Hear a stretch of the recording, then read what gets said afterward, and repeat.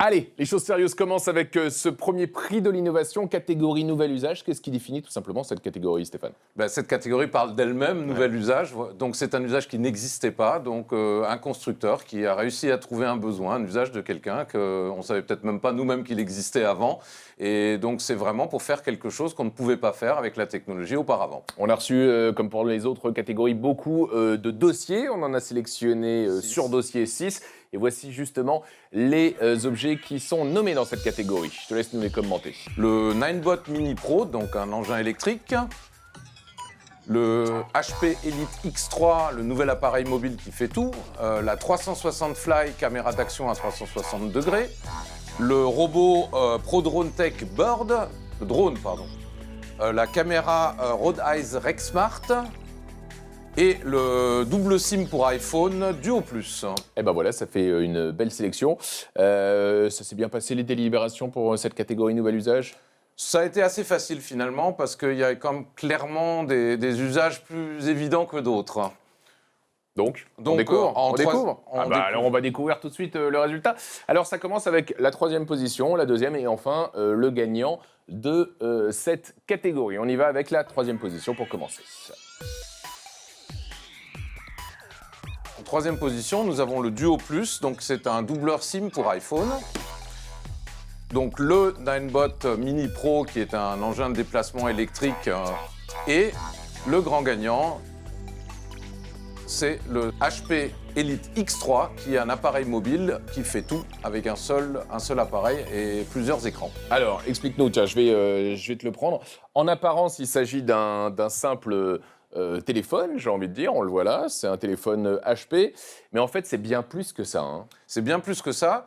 En fait, vous tenez entre les mains un ordinateur complet, sous la forme d'un smartphone, et grâce à Windows 10 et au mode Continuum, on va pouvoir lui adjoindre d'autres écrans. Donc par exemple, on a un ordinateur portable qui ne se compose que d'un écran, d'un clavier et d'une batterie, et en Wi-Fi, ils vont communiquer ensemble, et en fait, l'ordinateur, c'est toujours le smartphone, sauf qu'on va pouvoir travailler à la souris et au clavier. La mémoire, les logiciels, le processeur de ce qui en apparence est un PC, tout est là-dedans. Tout est dedans. Et en fait, ce qu'on appelle le PC, c'est que l'écran et le clavier en fait. Le reste, c'est vide. Et on rentre à la maison, et on a une petite station d'accueil avec un moniteur, un clavier, une souris, et hop, ça se transforme en ordinateur résidentiel. Alors, ce qui est génial, c'est qu'avec ce mode de Windows 10, évidemment, c'est pas le même look. Hein. Les logiciels s'adaptent à l'écran. Et lorsqu'on est sur un écran d'ordinateur, on a l'impression d'avoir un logiciel de bureautique. Et le même logiciel, dès qu'on décroche cet appareil, on se retrouve avec une version mobile, quoi. Absolument, ça va même un peu plus loin que ça, puisque l'application va devenir tactile sur le smartphone, et sans qu'on fasse rien, dès qu'il détecte qu'on est sur un écran plus grand avec une souris et un clavier, il va passer en mode traditionnel Windows qu'on connaît tous des PC, au clavier et la souris. C'est génial, ça sort quand ça ? Ça sort en France en septembre, et c'est surtout, ça préfigure ce que devrait être demain, parce qu'on a tous un smartphone, une tablette, un ordinateur portable, un ordinateur résidentiel. Et là, il n'y en a plus qu'un. Ça paraît quand même un peu évident. Donc, on lui souhaite beaucoup de succès. On a tout dans la poche. Rapidement, en deuxième position, il est là. C'est une sorte de Segway, mais en version allégée, hein, puisqu'il n'y a plus le guidon. C'est un peu un smartboard, vous savez, ces nouveaux skateboards électriques, sauf qu'ils sont un peu dangereux, on se casse la figure assez facilement.